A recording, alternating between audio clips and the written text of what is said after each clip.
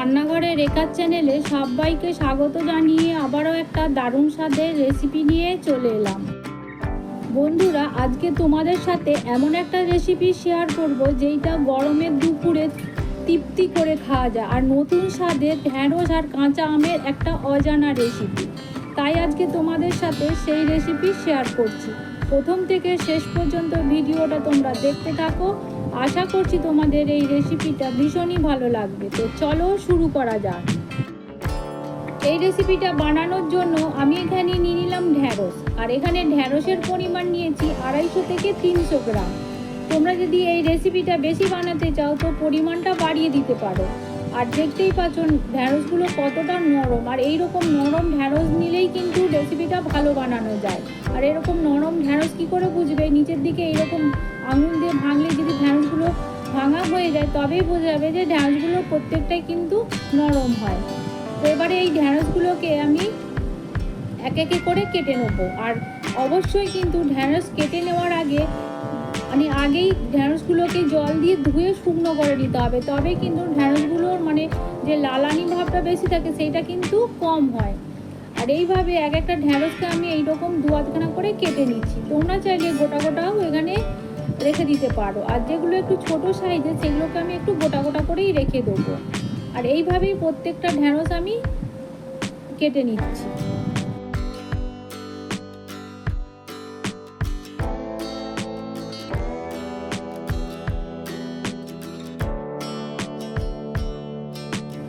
একইভাবে সমস্ত ঢ্যাঁড়সগুলোকে আমি কেটে নিলাম। আর দেখতেই পাচ্ছ ঢ্যাঁড়সগুলোকে ঠিক এইরকম একটু বড় বড় লম্বা লম্বা করেই কেটে নিতে হবে। তো এবারে কেটে রাখা ঢ্যাঁড়সগুলোকে একটা প্লেটের মধ্যে আমি তুলে দিচ্ছি।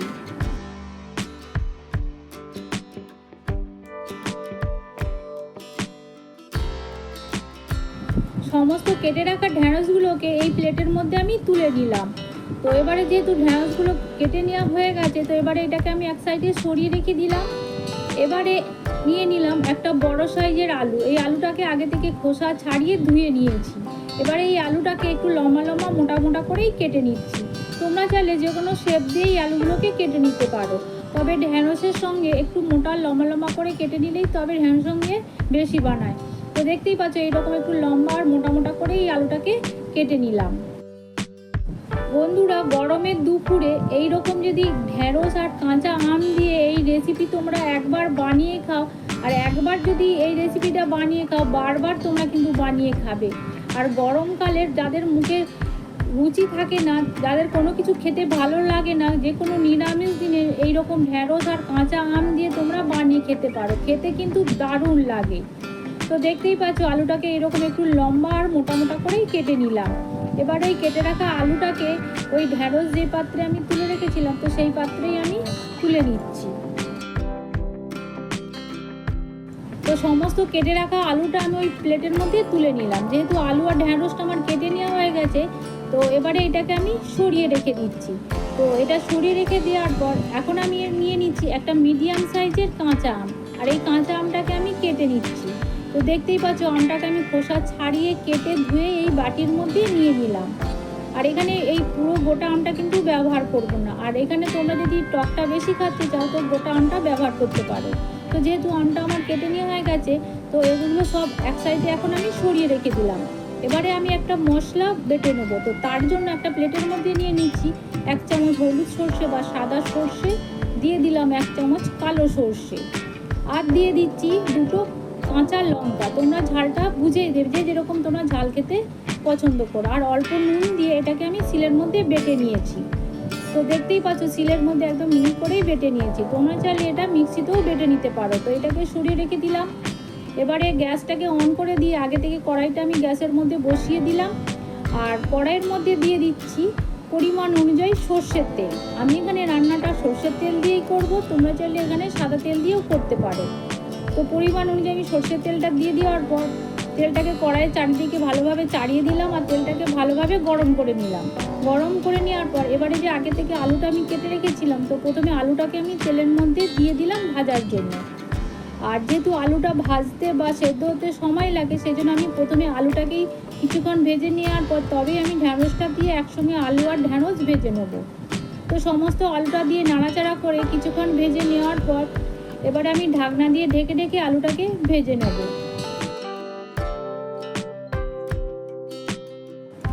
তো কিছুক্ষণ এইভাবে নেড়েচেড়ে ভেজে নেওয়ার পর ঢাকনা দিয়ে ঢেকে 5 মিনিটের মতো গ্যাসটাকে মিডিয়াম টু লো ফ্লেমে রেখে আমি ভেজে নিচ্ছি। তো 5 মিনিট চাপা দিয়ে ভেজে নেওয়ার পর আমি ঢাকনাটা খুলে নিলাম। তো খুলে আবারও নাড়াচাড়া করে আমি ভাজতে থাকবো। আর আলুটাকে একদম একটু হালকা লাল লাল করেই ভেজে নিতে হবে। তো এইভাবেই আলুটাকে কিছুক্ষণ হালকা লাল লাল করে ভেজে নেওয়ার পর এবারে আমি যে ঢ্যাঁড়সটা কেটে রেখেছিলাম সেটা দিয়েই ভেজে নেব। তো তার আগে আমি এই আলুর আন্দাজ করে এখানে আমি নুনটা দিয়ে দিলাম। মানে আলু আর ঢ্যাঁড়স আর আন্দাজ করে নুনটা দিলে কি হয়, নুনটা কিন্তু একদম সমান সমান হয়। তো নুনটা দিয়ে নাড়াচাড়া করে আমি কিছুক্ষণ এটাকে ভেজে নিচ্ছি। আর নুনটা দিয়ে আলুটাকে কিছুক্ষণ ভেজে নেওয়ার পর এবারে আমি যে ঢ্যাঁড়সটা কেটে রেখেছিলাম তো ঢ্যাঁড়সটা দিয়েই ভেজে নেবো। তো দেখতেই পাচ্ছ নুনটা দিয়ে আলুটাকে বেশ হালকা লাল লাল করে আমি ভেজে নিয়েছি। তো যেহেতু আলুটা হালকা লাল লাল হয়ে ভাজা হয়ে গেছে, এখন আমি এর মধ্যে দিয়ে দিচ্ছি আগে থেকে যে ঢ্যাঁড়সটা কেটে রেখেছিলাম সেই কেটে রাখা ঢ্যাঁড়সটা আমি পুরোটাই দিয়ে দিলাম। তো ঢ্যাঁড়সটা দেওয়ার পর এবারে আলু আর ঢ্যাঁড়স একসঙ্গে নাড়াচাড়া করে এইভাবে কিছুক্ষণ আমি ভেজে নেবো। আর এই সময় গ্যাসটাকে মিডিয়াম টু লো ফ্লেমে রেখে আমি এটাকে কিছুক্ষণ নাড়াচাড়া করে ভাজতে থাকবো। তো এইভাবে আলু আর ঢ্যাঁড়সটাই কিছুক্ষণ নাড়াচাড়া করে আমি ভেজে নিলাম। কিছুক্ষণ ভেজে নেওয়ার পর এখন আমি এর মধ্যে দিয়ে দিচ্ছি ঢ্যাঁড়সের আন্দাজ করে নুন। আগে আমি আলুর আন্দাজ করে নুনটা দিয়েছিলাম, তো সেই জন্য আমি ঢ্যাঁড়সের আন্দাজ করে নুনটা দিয়ে দিলাম। তো নুনটা দিয়ে নাড়াচাড়া করে গ্যাসটাকে মিডিয়াম টু লো ফ্লেমে রেখে এইভাবে আমি কিছুক্ষণ ভাজতে থাকবো। এভাবে কিছুক্ষণ ভেজে নেওয়ার পর ঢাকনা দিয়ে ঢেকে গ্যাসটাকে মিডিয়াম টু লো ফ্লেমে রেখে 5 মিনিট চাপা দিয়ে ভেজে নিলাম। তো 5 মিনিট চাপা দিয়ে ভেজে নেওয়ার পর আবারও আমি নাড়াচাড়া করে ভাজতে থাকবো। আর এখানে কিন্তু ঢ্যাঁড়সটা আমি খুব বেশি লাল লাল করে ভাজবো না। আর বেশি লাল লাল করে ভাজলে কি হয়, ঢ্যাঁড়সের যে সবুজ কালারটা থাকে সেই কালারটা থাকে না, চলে যায়। সেই জন্য আমি ঢ্যাঁড়সটাকে হালকা লালচে করে ভেজে নেবো। আর এইভাবে নাড়াচাড়া করে আলু আর ঢ্যাঁড়সটাকে কিছুক্ষণ আমি ভেজে নিলাম। তো এইভাবে নাড়াচাড়া করে আমি ঢ্যাঁড়সটা আর আলুটাকে একসাথে ভেজে নিলাম। তো দেখো মোটামুটি ভাজা হয়ে গেছে। আর ঢ্যাঁড়সের কালারটা এরকম সবুজ থাকবে, সেরকম অবস্থায় নামিয়ে ফেলতে হবে।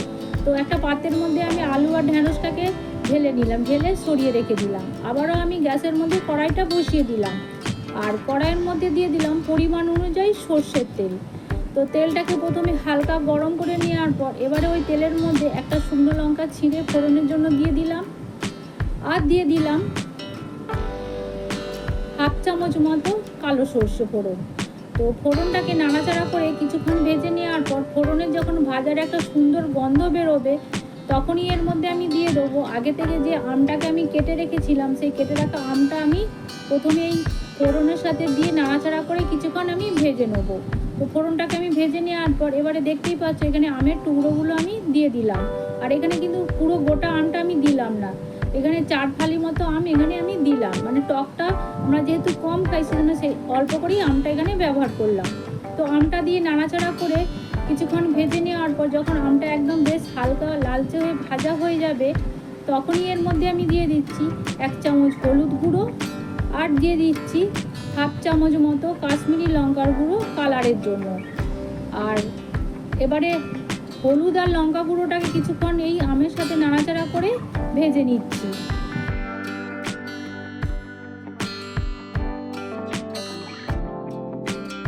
তো এইভাবে আমি হলুদ আর লঙ্কা গুঁড়োটা কিছুক্ষণ ভেজে নেওয়ার পর এখন আমি এর মধ্যে দিয়ে দিচ্ছি যে ভাত হয়, ভাতের যে ফ্যানটা থাকে সেই ফ্যানটা এর মধ্যে আমি প্রথমেই ঢেলে দিলাম। আর এখানে তোমরা এই ভাতের ফ্যানটা দিয়ে যদি এই রান্নাটা করো খেতে কিন্তু দারুণ লাগে। আর এই ভাতের ফ্যানটা দেওয়ার কারণে তরকারির গ্রেভিটাও কিন্তু একটু গাঢ় গাঢ় মতো হয়। তোমরা এখানে ভাতের ফ্যানও দিতে পারো, নাহলে গরম জলও দিতে পারো। তবে কি ভাতের ফ্যানটা দিলে কিন্তু টেস্টটা কিন্তু খুব ভালো হয় খেতে। তো ভাতের ফ্যানটা দেওয়ার পর নাড়াচাড়া করে নেওয়ার পর এবারে এর মধ্যে দিয়ে দিচ্ছি আগে থেকে যে আলু আর ঢ্যাঁড়সটা ভেজে রেখেছিলাম, তো সেইটা আমি দিয়ে দিলাম। দিয়ে দেওয়ার পর একটু নাড়াচাড়া করে নিলাম। তো নাড়াচাড়া করে নেওয়ার পর এবারে আমি ঢাকনা দিয়ে ঢেকে এটাকে আমি সেদ্ধ করে নেবো। তো অল্প একটু আমি নুনও এর মধ্যে দিয়ে দিলাম। তো নুনটা দিয়ে আরও একটু নাড়াচাড়া করে নিচ্ছি। তো নাড়াচাড়া করে নেওয়ার পর এবার এটাকে আমি সেদ্ধ করে নেবো। তো সেই জন্য ঢাকনা দিয়ে ঢেকে 10 মিনিট গ্যাসটাকে লো ফ্লেমে রেখে এটাকে আমি রান্না করে নিলাম। তো 10 মিনিট রান্না করে নেওয়ার পর আমি ঢাকনাটা খুলে নিলাম। তো খুলে নেওয়ার পর দেখতেই পাচ্ছ ঢ্যাঁড়স আর আলুটা কিন্তু একদমই পুরোপুরিভাবে সেদ্ধ হয়ে গেছে। তো তাও তোমাদেরকে আমি খুন্তি দিয়ে কেটে দেখাচ্ছি। দেখো আলুটা একদম ভালোভাবেই সেদ্ধ হয়ে গেছে, আর ঢ্যাঁড়সের কালারটাও দেখো এরকম সবুজ ভাব থাকবে। তো এবারে এর মধ্যে আমি দিয়ে দিচ্ছি আগে থেকে যে মশলাটা বেটে রেখেছিলাম, সেই বাটা মশলাটা পুরোটাই দিয়ে দিলাম। তো বাটা মশলাটা দেওয়ার পর এবারে অল্প একটু মশলা ধোয়া জল এর মধ্যে দিয়ে দিলাম। তো দিয়ে দেওয়ার পর ভালোভাবে নাড়াচাড়া করে আমি মিশিয়ে নিচ্ছি। আর যেহেতু সর্ষে আছে সেই জন্য আগে এটা কষানোর কোনো দরকার নেই, শেষে দিলে কিন্তু খুব ভালো হয় খেতে। আর সবসময় সর্ষে বাটা শেষেই অ্যাড করলে কিন্তু গন্ধ আর স্বাদটা দুটোই ভালো লাগে খেতে। তো সর্ষেটা দেওয়ার পর মানে বাটা সর্ষেটা দেওয়ার পর ভালোভাবে নাড়াচাড়া করে মিশিয়ে নেওয়ার পর এটাকে আমি রান্না করে নেবো। আর যতক্ষণ না এই তরকারিটা একটু মাখো মাখো হয় ততক্ষণ পর্যন্ত আমি নাড়াচাড়া করে এটাকে রান্না করে নিচ্ছি। আর দেখতেই পাচ্ছ আলুগুলো কিন্তু ভালোভাবে সেদ্ধ হয়ে গেছে।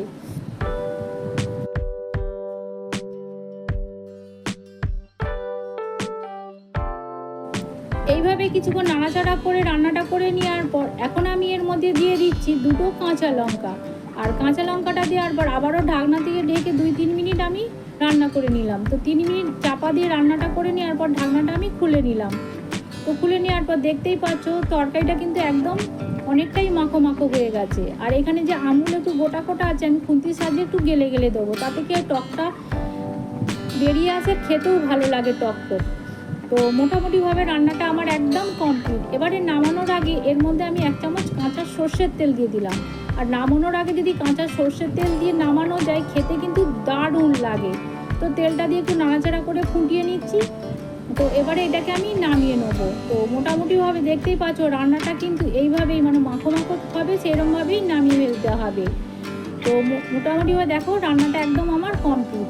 তো যেহেতু রান্নাটা একদম আমার কমপ্লিট এবারে ঢাকনা দিয়ে আমি ঢেকে দিলাম। ঢেকে গ্যাসটাকে অফ করে দিয়ে 10 মিনিট এইভাবে রেখে দেওয়ার পর একটা পাত্র নিয়ে নিলাম। আর সেই পাত্রের মধ্যে রেসিপিটা আমি সুন্দর করে পরিবেশন করে নিলাম। আর এইভাবেই তৈরি হয়ে গেল নতুন স্বাদের ঢ্যাঁড়স আর কাঁচা আমের অজানা রেসিপি।